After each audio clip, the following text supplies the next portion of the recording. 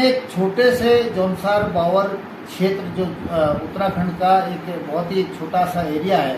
जहाँ पे लगभग 1,25,000 की आबादी है, उस इलाके से आता हूँ मैं। उस इलाके में क्या हुआ, उस इलाके में इस समय भ्रष्टाचारियों का बोलबाला है, और जो अच्छे लोग हैं, जो सच्चे लोग हैं, उनकी बात को सुनने को तैयार नहीं है। अभी मेरे सामने एक मामला ऐसा आया जो बड़ी हैरान करने वाला है, और आपने जो मुझे सोशल मीडिया में फॉलो करते हैं, उन्होंने अभी 2-3 दिन पहले देखा होगा कि मैंने कैसे एक बैंक के अंदर जाकर एक स्टिंग किया। जो एक पीड़ित था उनको साथ में लेकर के कि एक आदमी का कैनरा बैंक में खाता खुला हुआ है 2018 से, जनवरी 2018 से, और जिनका खाता खुला है उनको पता ही नहीं कि मेरा कोई खाता खुला है इस तरह से, और ये पता शायद कभी ना चलता अगर उनके गांव के प्रधान ये ना कहते कि भैया वो जो मनरेगा का पैसा है वो तुम्हारे खाते में आ रहा है, चेक कर लीजिए और मुझे बताइए मिला कि नहीं। तो उन्होंने जाकर के चेक किया। अब जिस आदमी का वो पैसा था, उनके 2 खाते थे, आज तक उन्हें जिंदगी में 2 ही खाते खोले, एक तो पीएनबी में था और दूसरा एसबीआई में था। तो एसबीआई में जो खाता था और पीएनबी में था, उन्होंने जाकर के दोनों खाते चेक किए, उसमें कोई भी मनरेगा की रकम नहीं आई। तो वो जाके फिर वापस प्रधान जी के पास गए। उनका प्रधान जी आप झूठ बोल रहे, मेरे पास तो कोई पैसा आया नहीं। बोला नहीं आया है, आप चेक कराइए। तो फिर उन्होंने क्या करा कि आधार कार्ड, जब वो एक ब्रांच में गए अपना आधार लेकर जा करके, उन्होंने आधार से चेक कराया कि मेरे कितने खाते, क्योंकि आजकल सारे खाते आधार से लिंक्ड हैं। तो क्योंकि 2 खातों में पैसा नहीं था, तो उनको लगा कि कोई ऐसा तो नहीं, कोई ताई कोई ऐसा कोई और अकाउंट है जिसमें पैसा जा रहा हो। तो उन्हें पता चला कि देहरादून की एसले हॉल ब्रांच जो है, जो कैनरा बैंक की एसले हॉल ब्रांच है देहरादून में, उसमें उनका खाता खुला हुआ है 2018 से, जनवरी 2018 से, जहां वो कभी गए नहीं, खुद उनको पता ही नहीं है, और ना वहां जाने की कभी जरूरत पड़ी, क्योंकि आदमी कालसे का रहने वाला, और कालसे से देहरादून में क्यों आए खाता खुलवाने के लिए, उनके ऑलरेडी 2 खाते खुले हुए। तो फिर जब वो पता चला, फिर अकाउंट नंबर भी मिल गया उसी ब्रांच में जाकर के। जब उन्होंने आधार चेक कराया तो उनको अकाउंट नंबर मिल गया। अब ये बहुत आसान हो गया कि जब अकाउंट नंबर मिल जाता है कि वो ब्रांच कौन सी ब्रांच में खाता खुला है, तो जब एसले हॉल पहुंचे, वो पता करते करते वो स्वयं गए कि भाई ये मेरा खाता कैसे खुल गया यहाँ पर। मैं तो कभी इस ब्रांच में, कभी ना इस ब्रांच को देखा, ना मैं इस इलाके में कभी आया, ना आपकी ब्रांच में कभी आया, तो मेरा खाता किसने खोल दिया। तो वो एसले हॉल में गए। विकास चौहान नाम मैं आपको बता रहा हूँ, जिनका वो खाता था, जो फर्जी तरीके से वहाँ खोला गया, वो बैंक में गए। उन्होंने बात की कि मुझे इस तरह से ऐसा लिंक मिला है कि कोई मेरा इस ब्रांच में खाता खुला हुआ है, जो कि मैंने कभी नहीं खोला, मैं इस ब्रांच में कभी आज से पहले नहीं आया,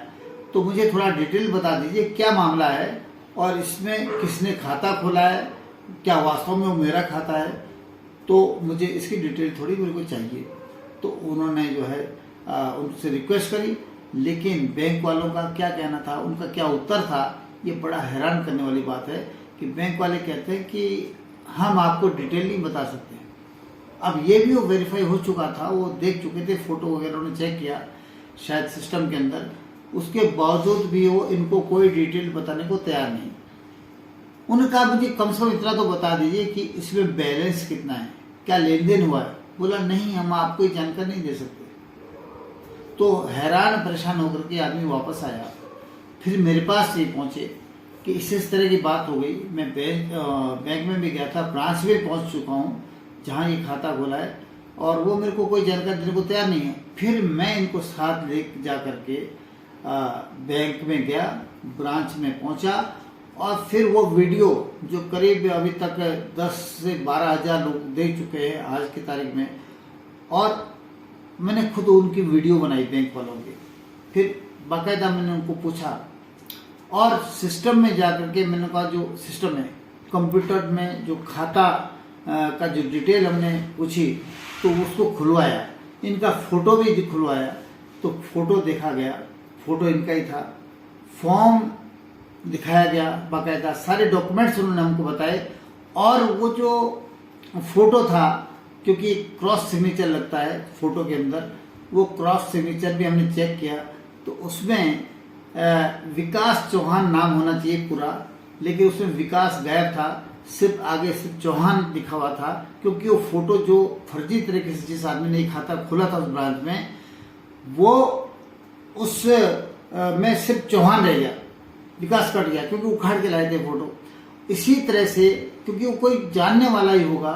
जिसने वो डॉक्यूमेंट्स वहां पर दिए बैंक में, और इसमें क्योंकि बैंक की सीधे तौर पर मिली भगत थी,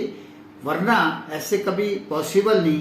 कभी भी संभव नहीं है कि आदमी गया ही नहीं ब्रांच में और उसका खाता खुल जाए। तो ये कारनामा इस कैनरा बैंक के ब्रांच में हुआ था। और फिर जब हमने पूरा चेक किया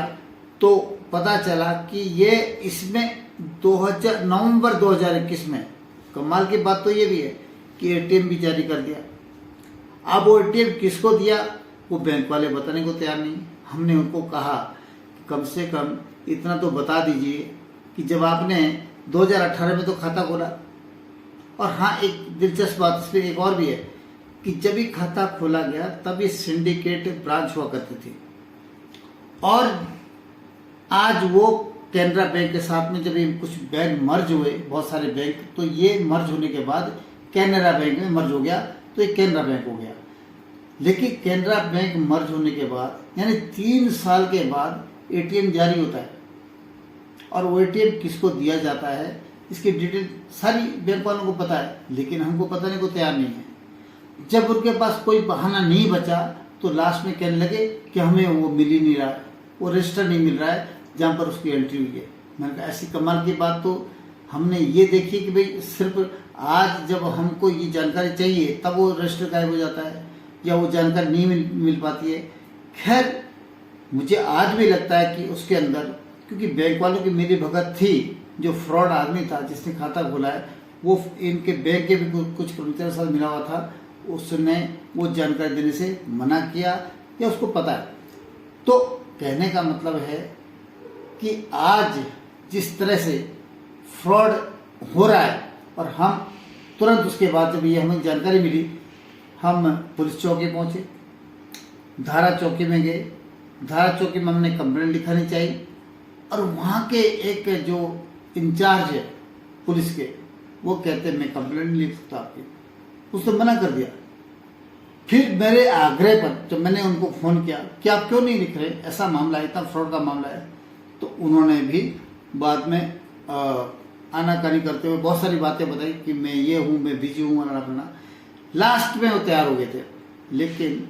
उसके बाद मैं चला आया और जो वास्तव में जो पीड़ित है वहाँ बैठा रहा 1 घंटे तक, उसको बिठाया गया और उसके बाद उसको मना कर दिया गया कि हम आपकी कंप्लेंट नहीं लेंगे। उल्टा उनको धमकाया भी गया उस ब्रांच के अंदर एक हवलदार के द्वारा कि तुम कैसे चले जाते हो, तुम पता ही नहीं है, अलाना फलाना, मैं तो प्रधान रहा हूँ ये ब्लॉक में, या अपने जहाँ जिस गाँव के हो वहाँ कंप्लेंट लिखा दो। अरे भैया घटना तुम्हारे चौकी के बगल में हुई है, तो अपने गाँव में कैसे कंप्लेंट कराएगा, वो तो पटवारी क्षेत्र वैसे भी। तो खैर कहने का मतलब कि आज भ्रष्टाचार चरम पर है, और अनफॉर्चुनेटली जिनको इनके साथ खड़ा होना चाहिए था, जो पीड़ित है वो भ्रष्टाचारियों के साथ खड़े हो रहे हैं। आज 26 तारीख का ये मामला है और आज 2 तारीख हो गई है नेक्स्ट मंथ की, आज 2 अक्टूबर है, अभी तक भी उसमें एफआईआर दर्ज नहीं हुई है। तो आज मैं थोड़ा सा इस मामले में फिर से गया था, और मैं बेरोजगार संघ के जो अध्यक्ष है बॉबी पवार और उनकी जो टीम है उनको धन्यवाद देना चाहूँगा। वो भी मेरे साथ आए थे और हम सब लोग गए थे, और खुद स्वयं पीड़ित के साथ थे और भी उनके दोस्त भी थे। तो आज आश्वासन मिला है कि कल संभवतः 3 अक्टूबर को एफआईआर दर्ज होगी, और उसके आगे क्या होता है ये देखने वाली बात होगी। लेकिन हम पीछा नहीं छोड़ने वाले, ये हमारा वादा है। अगर ये कल एफआईआर दर्ज नहीं होती है तो हम इससे ऊपर के जो उच्च अधिकारी है उनके पास भी जाएंगे, और अगर कहीं भी बात नहीं बनती है तो हम हाई कोर्ट में भी जाने को तैयार हैं और सुप्रीम कोर्ट तक भी जाने को तैयार हैं। लेकिन जिस आदमी ने फ्रॉड किया है, जिन्होंने मिलकर ये फ्रॉड किया है, वो अपराधी जिसने जालसाजी करके अकाउंट, उनके डॉक्यूमेंट इकट्ठे किए, इनके फोटो लाए, इनके आधार वगैरह सारे डॉक्यूमेंट्स लाए, कहाँ से लाए, उस आदमी तक पहुंचना, और जो बैंक में मिली भगत करके उसका साथ दे रहा था, जिसने ये काम किया है, उसको वहाँ उसके गिरबान तक पहुंचना हमारा मकसद है। और इस मकसद में हम जरूर कामयाब होंगे, और हम इस पे तब तक पीछा छोड़ने वाला नहीं है जब तक उसके गर्दन तक हमारे हाथ नहीं पहुंच जाते। इन्हीं शब्दों के साथ मैं थोड़ा सा एक रिक्वेस्ट करना चाहता हूँ कि आप सभी लोग आज के बाद अपना आधार जा करके, जो भी नियरेस्ट आपकी ब्रांच है, कोई भी ब्रांच हो किसी बैंक की, वहाँ अपना आधार जरूर चेक कराएं। कहीं ऐसा तो नहीं कि आपके नाम से कोई खाता खुल चुका हो और आपको जानकारी ना हो। ये इसलिए मैं कह रहा हूँ कि विकास चौहान को भी 3 साल के बाद तब पता चला जब प्रधान ने कहा कि भाई पैसा आ रहा है या नहीं आ रहा है। उसने बोला पैसा नहीं आ रहा है, तब इन्होंने चेक कराया तो उनके खातों में पैसा नहीं गया था। फिर वो बैंक में गए, आधार चेक कराया, आधार में 3 अकाउंट रिफ्लेक्ट हुए, जो कि 2 अकाउंट इनके थे, SBI और PNB, और तीसरा अकाउंट जो इन्होंने कभी खोला ही नहीं था, कैनरा बैंक, वो भी उसमें शो हो गया। और वो सारा पैसा, कमाल की बात है कि सारा के सारा पैसा बजाय उनके असली अकाउंट जाने के बजाय कहाँ जा रहा था, उस फ्रॉड खाते में जा रहा था जो इन्होंने कभी खोला ही नहीं। तो ये जालसाजी की इतनी बड़ी सेटिंग है कि मुझे लगता है जहाँ से ये ट्रांजैक्शन होता है वहाँ तक ये लोग उनके हाथ पहुँचे हुए, और उन्होंने वो पैसा यहाँ जाने के बजाय उनके मना किया कि भाई इस खाते में भेजो। इतनी बड़ी सेटिंग हो रही है हिंदुस्तान के अंदर, इसलिए आप सतर्क हो जाए और अपना खाता अपने आधार से जरूर चेक कराएं। बहुत बहुत धन्यवाद।